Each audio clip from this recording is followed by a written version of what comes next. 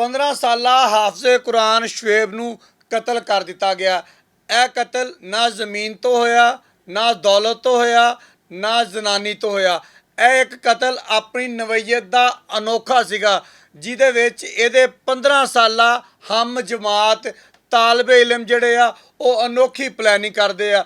रेहान ते इरफान जिन्हां दियां उमरां 15 साल तो भी 2-2 महीने घट हैगियां वा, यानी कि 14 साल ते 10 महीने ये प्लैनिंग करते आ कि शुएब कारी साहब नूं सबक जल्दी सुना दिंदा वा।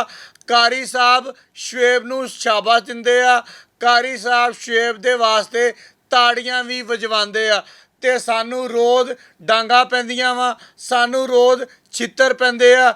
क्यों ना शुएब नूं कतल करके कारी दे उत्ते पा दिता जाए। कौन प्लैनिंग कर रहा वा, जरा गौर करना।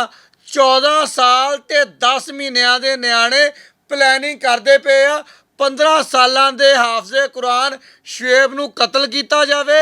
जेड़ा कारी शुएब नूं शाबाश दिंदा वा, जेड़ा कारी सानू मारदा वा, ਉਹਨੂੰ कतल करके कारी दे उत्ते पा दिता जाए। हुण तुसीं देखना कि असीं हमेशा कहते रहे हैं कि कतल 3 जे तो होंदे आ, ज़मीन जन ज़र। इहदे विच ना ज़मीन इनवाल्व आ, ना ज़र इनवाल्व आ, ना जन इनवाल्व आ, इहदे विच हसद इनवाल्व आ।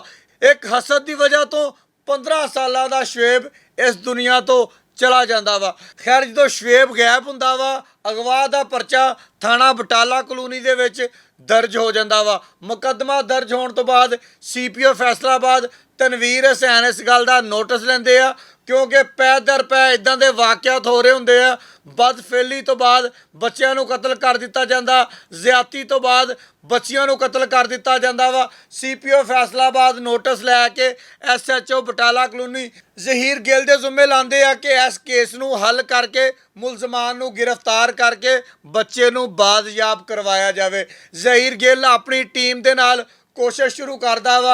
अखीर कारी साहब, क्योंकि कारी दे उत्ते इल्ज़ाम लाया जाता वा इन्हां दोनों बच्चों वालों, रेहान वालों ते इरफान वालों, कि कारी ने शुएब नूं कतल कर दिता। कारी नूं हिरासत च लैके तफ्तीश की जाती है तो पता लगता वा इन्हां बच्चों की शुएब दे नाल 1 हफ्ता पहले लड़ाई हुंदी आ। इन्हां बच्चों नूं भी हिरासत च लैके तफ्तीश की जाती है तो बच्चे इंकशाफ करते आ कि इसी हसद की वजह तो राती 2 बजे सुते पे दा गला दब दिता। गला दबिया जी रेहान ने, लत्तां फड़ियां जी इरफान ने, मार के। जरा गौर करना, 14 साल 10 महीने उम्र, गला दबण वाला और पैर फड़न वाला, मरण वाला सिर्फ 15 सालों का। तो बोरी दे विच बंद करते आ, ਉਹਨੂੰ ਜਾ ਕੇ ਗੰਦੇ ਨਾਲੇ ਦੇ ਵਿੱਚ ਸੁੱਟ ਕੇ ਆਉਂਦੇ ਆ। ਸਾਰੇ ਸਬੂਤ ਵੀ ਮਿਟਾ ਦਿੰਦੇ ਆ। ਇਹਨਾਂ ਦੇ ਤੁਸੀਂ ਬੱਚਿਆਂ ਦੇ ਜ਼ੇਨ ਚੈੱਕ ਕਰਨਾ, ਇਹਨਾਂ ਦੀ ਪਲੈਨਿੰਗ ਚੈੱਕ ਕਰਨਾ। ਹੁਣ ਤੁਸੀਂ ਦੇਖਣਾ ਕਿ ਅਸੀਂ ਆਪਣੇ ਬੱਚਿਆਂ ਨੂੰ ਸਕੂਲਾਂ 'ਚ ਭੇਜਣ ਜੋਗੇ ਨਹੀਂ, ਅਸੀਂ ਆਪਣੇ ਬੱਚਿਆਂ ਨੂੰ ਮਦਰਸੇ ਭੇਜਣ ਜੋਗੇ ਨਹੀਂ, ਅਸੀਂ ਆਪਣੇ ਬੱਚਿਆਂ ਨੂੰ ਦੁਕਾਨ 'ਤੇ ਭੇਜਣ ਜੋਗੇ ਨਹੀਂ, ਅਸੀਂ ਆਪਣੇ ਬੱਚਿਆਂ ਨੂੰ ਖੇਲ ਦੇ ਮੈਦਾਨ 'ਚ ਭੇਜਣ ਜੋਗੇ ਨਹੀਂ। ਅਸੀਂ ਆਪਣੇ ਨਿਆਣਿਆਂ ਨੂੰ ਭੇਜੀਏ ਤੇ ਭੇਜੀਏ ਕਿਤੇ, ਕੀ ਪਤਾ किस जगह के उपर हासिल बैठा हो, की पता किस जगह के उपर दुकानदार का मुलाजम दरिंदा बैठा हो, की पता किस जगह के उपर माँ भैन की गाल तो 7 साला शकील नूं गला दब के मार दिता जाए। कोई पता नहीं जी लग रहा। खैर जी, लाश नूं गंदे नाले दे विच सुट दिता जांदा वा। जहीर गिल अपनी टीम दे नाल मौके ते पहुंचदा वा, देखिया जांदा वा गंदे नाले दा बहाव बड़ा तेज़ आ। हुण तुसीं इत्थे पुलिस दी एफर्ट चैक करना। असीं हमेशा तनकीद का निशाना बनाने आ पुलिस नूं। गंदे नाले दे विच SHO अपनी टीम दे नाल वड़िया होया वा। की लभ रिहा पता? 15 साला शुएब दी लाश नूं।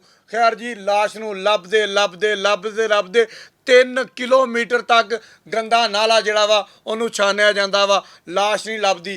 आखिर पानी का बहाव तेज़ होने की वजह तो लाश तैरदे होया थाना रोशन वाले दे इलाके दे विच चली जाती है। उत्थों जाके जहीर गिल अपनी टीम दे नाल उस लाश नूं कढ के उहदा पोस्टमार्टम करवा के लवाहे कीन दे हवाले करदा वा। हुण इत्थे तुहाडे सारिਆਂ वास्ते एक सवाल मैं फिर छड्ड के जा रहा वां कि आखिर असीं अपने बच्चों नूं कित्थे भेजीए। बहुत शुक्रिया।